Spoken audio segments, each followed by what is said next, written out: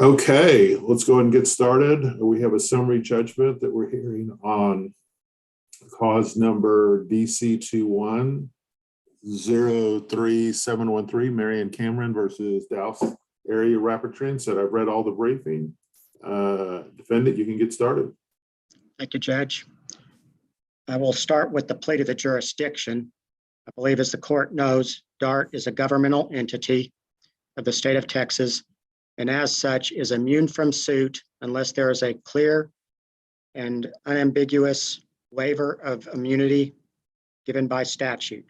The applicable statute in this case is Chapter 101 of the Civil Practice and Remedies Code, known as the Texas Tort Claims Act. Within that statute, however, are some exceptions where immunity is not waived. The one applicable here is Section 101.056, which says that there is no waiver of immunity for discretionary acts, or at least we refer to it as the Discretionary Act statute. In this case, the plaintiff, Ms. Cameron, rode the DART light rail red line to the City Place station. She got off the train, started walking towards the escalators when she suddenly fell. We sent you a notebook, I believe last Tuesday, that contained a thumb drive of the video that we have. It's very grainy. It's very difficult to make any determination from that video. So after she fell, she made a claim and her statement was taken. And we said, well, what made you fall? And she said, well, the tile was slick. And then she went on to say that there are several places within that train station where the tile is slick or slippery. In her deposition, she said basically the same thing. There was no broken tile, it wasn't wet, anything like that. It's just an allegation that, in my mind, is a claim that DART poorly designed that station or was poor in its selection of tiles, because in her subjective beliefs, there are slippery tiles that were installed there. And that there is a Texas Supreme Court case that says public works are discretionary acts, or the design of public works are discretionary acts for which immunity is not waived. And that's the type of case we have here. Whether it's the design of the station in general or the selection of the tiles that were laid at that station, those are both discretionary acts, and therefore DART's immunity is not waived in this case, and the court lacks jurisdiction, so the case should be dismissed. Okay. We have made we've taken that same position in the other two motions we filed.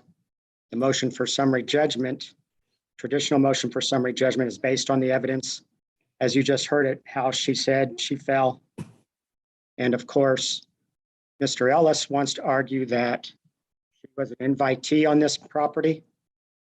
That is not correct, because while she may have paid for a ticket to ride the train, any place otherwise, like the platform for a train station, is incidental to that train ride and is not payment and does not make her an invitee, because it's not payment for use of the premises as contemplated by the Texas Tort Claims Act. Instead, she is a licensee. And one of the main elements for her to recover in this case as a licensee is that DART have actual knowledge of the premise defect. Now, Ms. Cameron's allegations are very vague. They just say, well, the premises are defective, without saying, here is where the defect was and this is what it was, just kind of a general allegation. And we have provided uncontradicted evidence that there have not been previous complaints made of a slick or slippery floor down there, and there have not been previous claims of anybody falling there. And in fact, Ms. Cameron said she had not fallen before. She had not seen anyone else fall, and she had not reported this subjectively believed slick or slippery substance or slick or slippery floor to DART, saying that it was somehow dangerous. Without that actual knowledge, she may not recover in this lawsuit, and that entitles Dart to summary judgment as a matter of law. Our final motion is a no evidence motion for summary judgment, and there is no evidence that there was any kind of maintenance problem, construction problem. The tile that's down there is what was designed to be down there. The photos that Ms. Cameron has provided in this lawsuit, there's about 35 of them, and they show the flooring in general, but there's no defect shown in that floor. The floor looks pretty good. What this case really is about is a claimed design defect for which Dart may not be sued, and there's no evidence of any type of other premise defect out there at that station, which entitles Dart to a summary judgment as a matter of law. Thank you. Response? Yes, Your Honor. We filed our response to all three in one response, both summary judgments and the plea to the jurisdiction. I will point out to the court that nowhere in our pleadings is there an allegation of design defect or construction defect or the proprietary protection that the Dart claims by virtue of the Texas Tort Claims Act. The allegation is a dangerous condition. That dangerous condition, there's only, I admit, the testimony is one person, and that's the plaintiff. And she testified basically, number one, that the tiles were slick.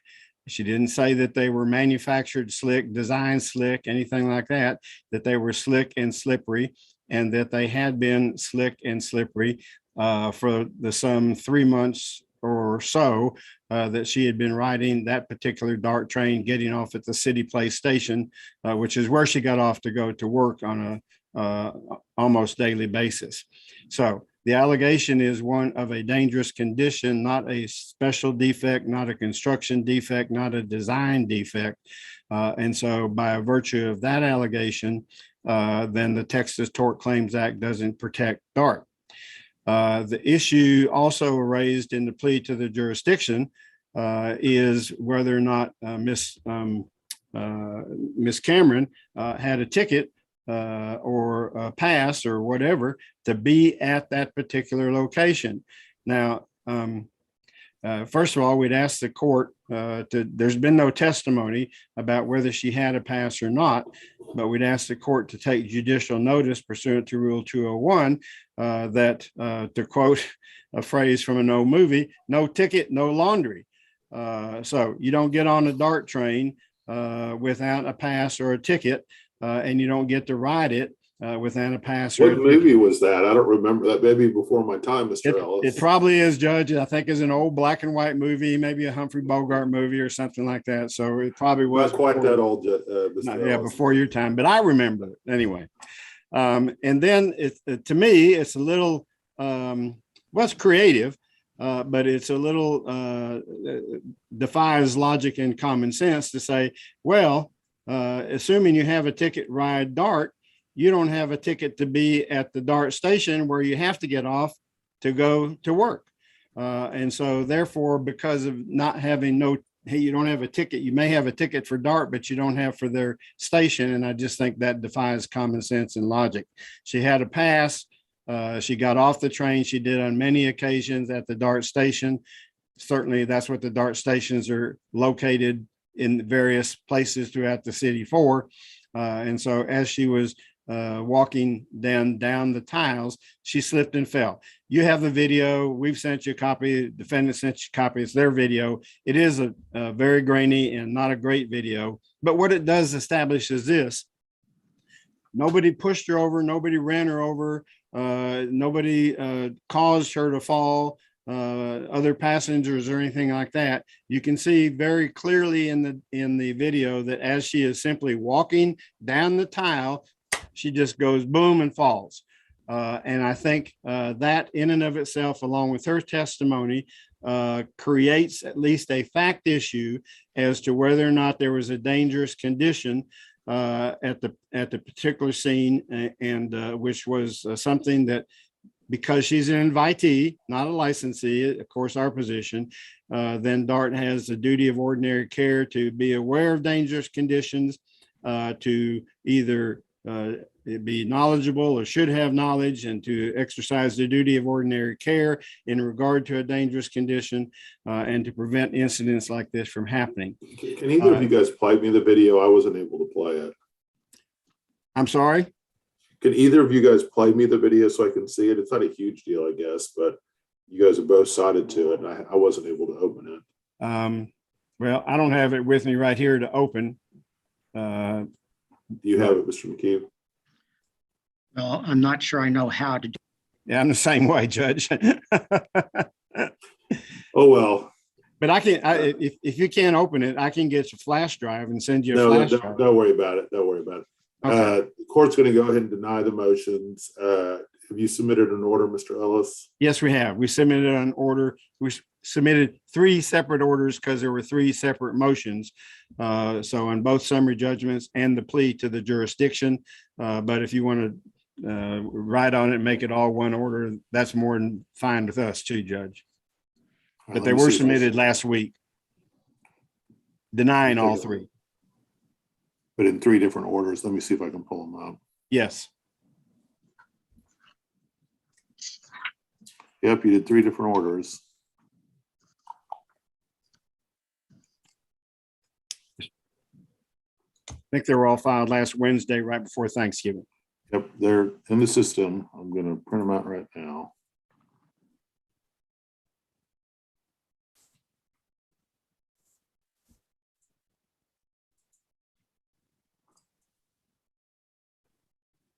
All right. Anything else today, guys?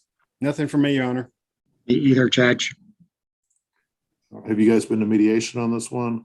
We're in the process. Actually, our mediator is observing this hearing. We went to mediation because of the DART procedures regarding settlement.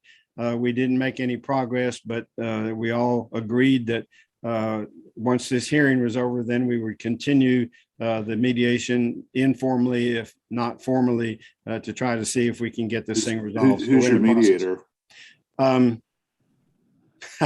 He's going to kill me. He's right here. Who's our mediator, Harold? I believe his name is Ucharek. I have not met. Bill Ucharek. Yeah, okay. Hello, Judge Hoffman. Hey, how Sorry, are you? Bill. No, that's okay, Al. It's old age. Black and white movies, old age. Yeah.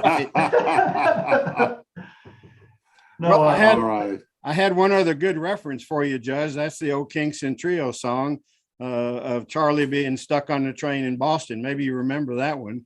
You know, he couldn't get off the train because they raised the rates on him. So I thought I've never heard of the Kingston Trio. Who are the Kingston Trio? Oh my God, Judge, I've got to send you some music. They're one of the greatest folk music groups in the world. Is this all pre-Elvis? I know you're a huge Elvis fan. They were about the same time as Elvis. All right. Well, that's pretty funny.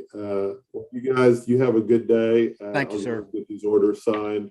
Good luck with the mediation, Mr. Ucharek. I'm impressed that you showed up to the hearing, but I think it's a good thing. And you guys be safe. Okay. Thank you, Judge. Thank and you. Judge, thank you for appointing me on this one. I do appreciate it. No problem. Okay, I think we're ready for our next hearing, which is, let me pull it up real quick.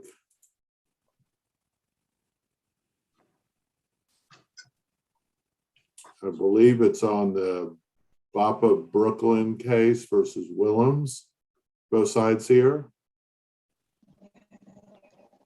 Yes, Your Honor. Caleb Moore here for the defendant, Dan Willems, movement. Ms. Cole, are you here? And Kim C. Cole here. Yes, Your Honor. All right, Tony, let's go on the record on cause number DC 2114798, Bapa Brooklyn 2004 LLC versus Willems. Counsel, make your appearances. Caleb Moore here for Dan Willems, movement. And Kim T. Cole here on behalf of the respondent, Your Honor. All right, let's proceed. Thank you, Your Honor. I show that we started this hearing and went ahead and admitted exhibits 1 through 10. Is that the court's recollection? Ms. Cole, do you object to that? No, Your Honor, no objection. Okay. Yeah, the proceed. Okay, thank you, Your Honor. And looking back at the rules, I would like to just to be real clear, just go ahead and call Kim Cole as a witness and ask her some questions directly. I would ask that she be sworn in. Ms. Cole, what's your thoughts on that? Yes, sir. I think Mr. Moore can make his case without me being a witness, but I was looking Why at do you need to call her as a witness? We don't typically do that for opposing counsel. well, because I'm seeking to have her sanctioned individually, and I was just looking at the cases that we cited in our brief, and it said that, you know, an evidentiary hearing is required. So I was just going to go through and ask her some questions. I thought that would go faster so we could determine what is fact and what is argument, and it would be clear, since she's essentially representing herself for the record. Ms. Cole? I still believe this. Mr. Moore has presented evidence and exhibits, and I believe he can make his case without me being a witness. Obviously, I will make my statements, and that will be what that is.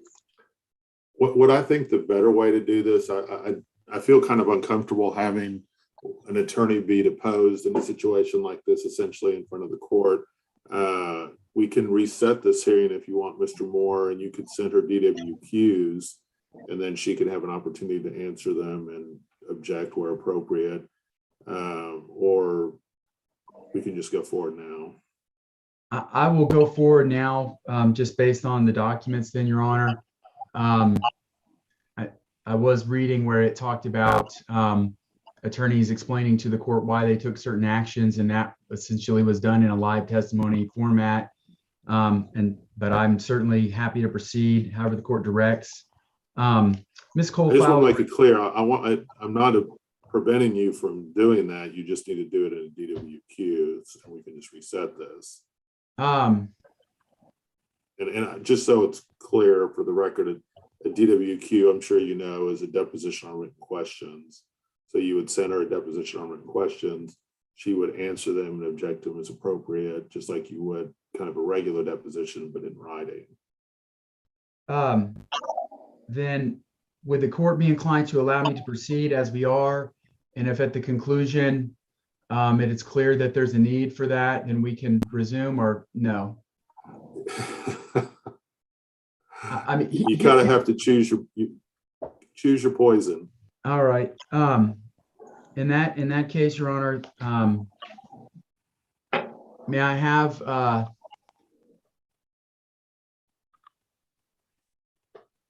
I think I'm required to prove up the record with her testimony, so that I don't want to handcuff the court and put you in a position where you make a ruling and I don't know what you're going to do, obviously.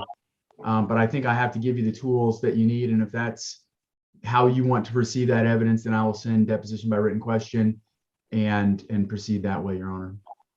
Ms. Cole, would you prefer to do that, or would you prefer to do? I do think he has the right to ask questions, but I do think that, you know, if he didn't notify you in advance, you don't have counsel here with you, and so I figured a DWQ would give you time to kind of think through this. But if you'd rather just go forward today, we can go forward today.